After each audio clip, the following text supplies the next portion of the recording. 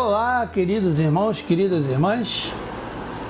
Estamos aí para o nosso terceiro encontro sobre o estudo que tem o título A Liberdade de Expressão na Casa Espírita.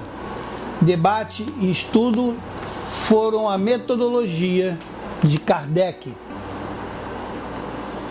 E falamos sobre passividade, né, no nosso último encontro. Muito interessante o texto da Dora a esse respeito. E vamos dar continuidade ainda, porque ainda temos um pedaço aqui que vamos falar hoje ainda sobre a passividade, né? No nosso encontro anterior, estávamos falando que as pessoas não tinham liberdade para estar conversando, para estar se expressando lá na casa espírita. Até mesmo aqueles que a procuram para tratamentos, né? E continua a Dora aqui no seu texto. É evidente que o controle de qualquer atividade espírita deve ser feito por pessoas equilibradas, moralmente idôneas, conhecedoras e praticando o espiritismo em todo o seu aspecto. É aquilo que a gente fala sempre aqui para vocês. Tem que ter conhecimento da doutrina para poder estar atuando na casa espírita, atuando de forma correta. Eu sei que muitas pessoas vão para lá, se esforçam, ajudam, são colaboradores, dão o seu suor, o seu sangue pela casa espírita, mas poderia ser feito de uma forma melhor. Se ela tivesse o conhecimento através dos estudos. Não basta ir simplesmente para lá ajudar. Isso é muito legal, isso é muito bom. Eu bato palma para essas pessoas. Mas é preciso que tenhamos conhecimento. Se eu estou na casa espírita, é para aprender espiritismo, é para aprender o que o espiritismo me deixou no legado de Allan Kardec através dos espíritos superiores. Não é simplesmente ir para lá para estar colaborando com alguém ou fazendo caridade. Eu posso fazer isso na minha casa, sem ter que ir lá na casa espírita. Eu posso fazer qualquer coisa da minha casa, sem ter que ir à casa espírita. A casa espírita é um lugar para se estudar o espiritismo, para se praticar o espiritismo. E continua ela.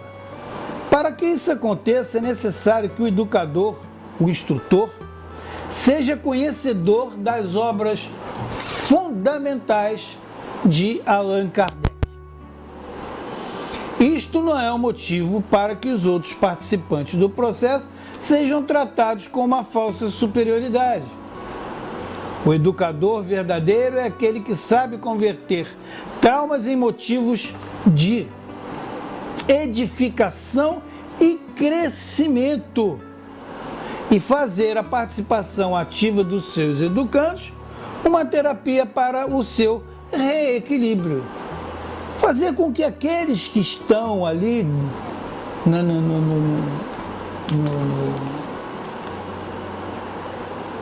na casa, naquele momento de estudo, ou naquele momento de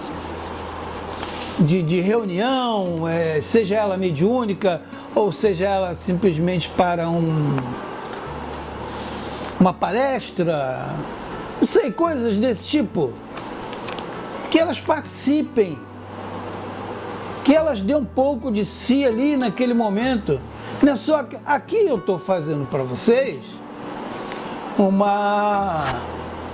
um estudo, eu falando, vocês ouvindo, mas lá na casa espírita tem várias pessoas ali e elas têm que participar. Aqui com vocês a mesma coisa. Fica lá no final o nosso e-mail, né? E vocês participam. dando lá sua opinião, trazendo lá suas informações, fazendo suas críticas, mas estão participando. Eu não vim aqui falar e tá ponto e acabou, não. É para vocês participarem também. Nós só não estamos fisicamente juntos, mas vocês podem participar da mesma maneira.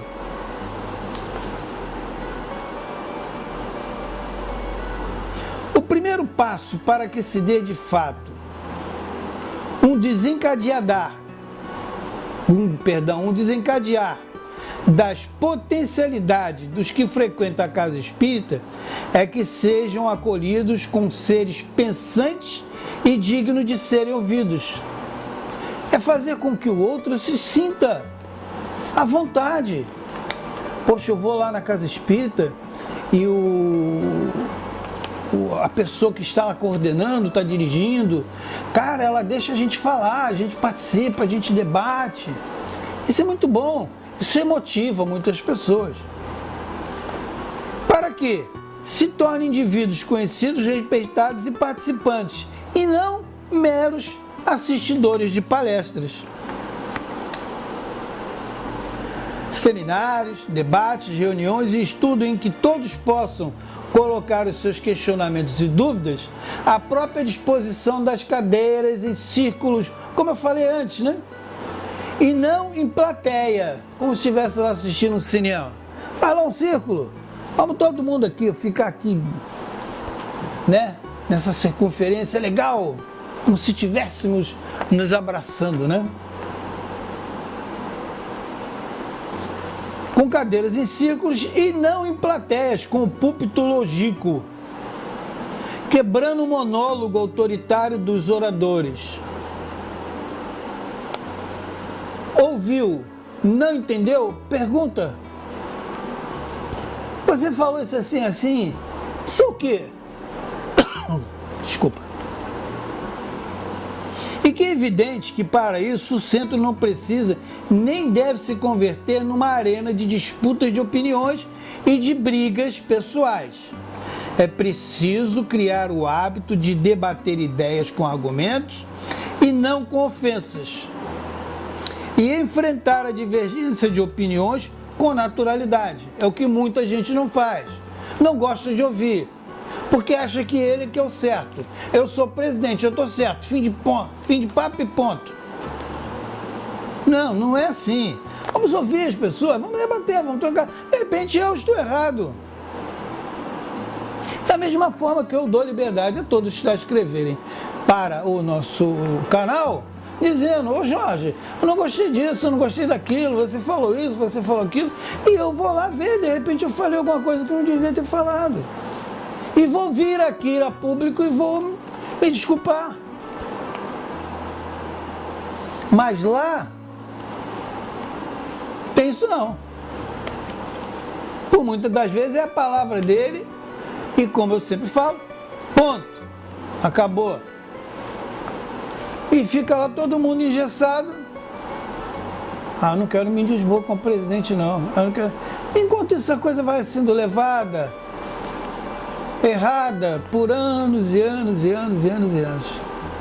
Acho que foi esse um dos grandes motivos que eu parei de estar frequentando casa espírita. Porque você não via o momento de ter sua liberdade de se expressar, de falar, de colocar a tua opinião. Só deles que prevalece. Como se só eles estudaram a codificação, só eles que são sabedores da codificação.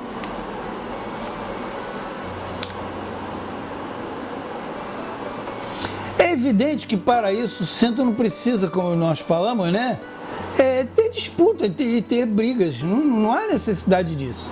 Por isso, muitas vezes eu digo, as casas espíritas teriam todas elas que ter um colegiado, ao invés de presidencialismo que evitaria o que acima foi citado. Isso é uma fala minha, não é da Dora. Isso é uma fala minha. Eu sou a favor do colegiado. Eu não sou a favor do presidencialismo. Se eu pudesse, eu mudaria em todas as casas espíritas. Seria muito melhor. Com líderes e conscientes equilibrados e com sólidas convicções doutrinárias, é possível se ventilar o clima com liberdade de expressão, mantendo-se um padrão vibratório elevado e a compreensão fraterna entre todos. Aliás, isto também deve fazer parte do aprendizado. Saber ouvir, saber ser criticado, saber ser crítico. Porque você quer ver um negócio que os dirigentes de casas espíritas detestam? É serem criticados. E eu não sei porque, na sua maioria, é tudo milindrado. É tudo cheio de não me toque. Como se ele fosse o bambambam da parada. Eu falo isso, senhores, senhoras, porque eu tenho andado por aí e eu tenho visto isso. E está no momento de se dar um basta. Não vamos fazer revolução, mas vamos tentar colocar de maneira educada, tranquila, a nossa opinião, que a nossa voz seja ouvida. E quando se tem numa casa espírita um colegiado, é muito mais fácil conversar com eles do que com o presidente, porque o presidente é o cara que menos aparece na casa espírita. Pronto, falei. É muito fácil se obter uma harmonia aparente sobre a tação, sobre o tacão da disciplina autoritária. O desafio é obter a união e, pela adesão voluntária de todos os participantes, uma proposta de progresso e fraternidade. Por muitas das vezes a gente vê esse autoritarismo, né? Dos dirigentes espíritas.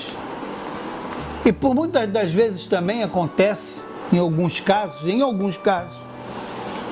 eles se esconderem por trás da entidade orientadora da casa e dizer assim: não, eu estou querendo mudar isso, ou fazer aquilo outro, porque eu fui orientado pelo guia espiritual da casa para que isso seja feito. E todo mundo, em respeito ao mentor espiritual da casa, acata, aceita e muda. Mas depois fica assim: poxa, isso não deu certo, isso não era legal. Mas peraí, quem disse que eu não tenho o direito de questionar o que o mentor da casa falou? Tenho. Sim, senhor, eu tenho. O mentor da casa? Então, o dia que o mentor da casa estiver presente aqui, nós vamos conversar com ele, vamos perguntar a ele por que isso está sendo feito assim, se isso não vai dar certo. Mas ninguém faz isso. Vocês não vão ver isso nunca ser feito, porque as pessoas têm medo.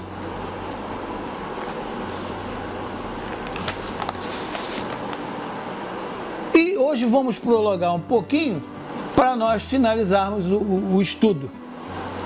Vamos falar agora sobre a educação mediúnica. A educação mediúnica é um dos aspectos característicos da educação espírita, ligada ao desabrochar das capacidades extrasensoriais que todo ser humano deverá desenvolver em sua jornada evolutiva. Como já foi analisado em algum mediunato, o compromisso específico da atuação mediúnica numa data da existência, mas além desta tarefa, todos os seres humanos têm uma mediunidade em geral, mais ou menos cultivada. Todos nós, como Kardec mesmo diz, os espíritos, somos médios, né? Mas temos que saber usar essa mediunidade. Mediunidade é um dom maravilhoso. Mas se ele for acompanhado das instruções dadas pelos espíritos superiores nas obras fundamentais, a nossa mediunidade vai ser muito melhor. No caso de um indivíduo possuir algum dom mediúnico específico, a educação mediúnica tem por meta possibilitar o seu desenvolvimento e o uso equilibrado, sadio e positivo. É claro, com conhecimento a coisa flui. A gente não ouve tanto besterol como a gente ouve hoje em dia. Espírito falando o que quer e todo mundo achando interessante, sem questionar. Eu questiono. Como ontem mesmo, conversando com alguns amigos na internet, quando vi lá um texto onde dizia 13 consequências por kardecismo. Eu ia até passar direto, mas resolvi dar meu pitaco lá. Eu falei, em primeiro lugar, kardecismo não existe. Você não estudou. Se tivesse estudado, você veria que não existe kardecismo. Existe espiritismo e não kardecismo. Então já começou ensinando errado. E muito bom nessa. Né? Ainda tem pessoas que falam espiritismo de mesa, espiritismo branco, espiritismo isso, espiritismo... Não tem nada disso. Simplesmente é espiritismo. Isso tudo é por falta de estudo. No caso de mediunidade difusa, não específica, a meta é de se aguçar a sensibilidade extrasensorial, a intuição, a percepção psíquica, coisas presentes em todos os seres humanos. Tanto um como o outro caso são facetas da proposta espírita. O controle racional das faculdades mediúnicas, fruto do estudo acurado dos fenômenos e da autoanálise de todo espírita comprometido com a autoeducação. E eu vou repetir novamente esse trecho. Tanto um quanto o outro caso são facetas da proposta espírita. O controle racional das faculdades mediúnicas, fruto do estudo acurado dos fenômenos e da autoanálise que todo espírito é comprometido com a sua autoeducação. Ou seja, você tem que estudar, você tem que conhecer, você tem que fazer autoanálise, você tem que ver a racionalidade de tudo aquilo que você está aprendendo. Deve-se permanentemente promover o uso da mediunidade para fins úteis, nobres e cristãos.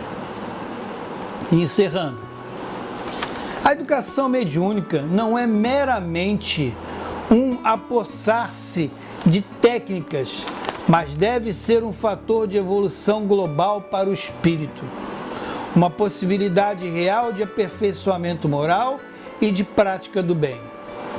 Os parâmetros éticos da mediunidade se sobrepõem aos aspectos técnicos, inclusive como garantia do controle do fenômeno e de atração de bons espíritos. Ao contrário de certas correntes espiritualistas que acentuam a frieza da técnica em detrimento do amor que deve orientar a utilização de seus dons psíquicos. Se conforme Herculano Pires, lá no livro e no livro dos Espíritos, há um manual de educação integral. No livro dos Médios, é um manual de educação mediúnica.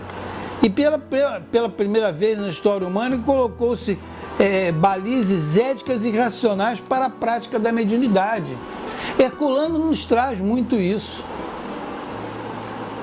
em seus diversos livros, que é um autor, que é um grande espírita, do qual é o único que eu recomendo para quem quer ter uma outra leitura, sem ser a leitura das obras da codificação, como uma leitura de apoio. Herculano é considerado o método que melhor mediu Kardec. Era conhecedor profundo de toda a sua obra. Foi o melhor tradutor do francês para o português. Infelizmente não traduziu todos os livros, mas todos que são traduzidos por Herculano Pires é de fácil conhecimento. Meus queridos irmãos, estamos encerrando hoje esse pequeno estudo, que foi um texto da nossa querida irmã Dora Encontre. Agora, hoje, no final dos trabalhos, vai aparecer para vocês aí lá o blog onde está esse texto. Vai aparecer lá o link, né?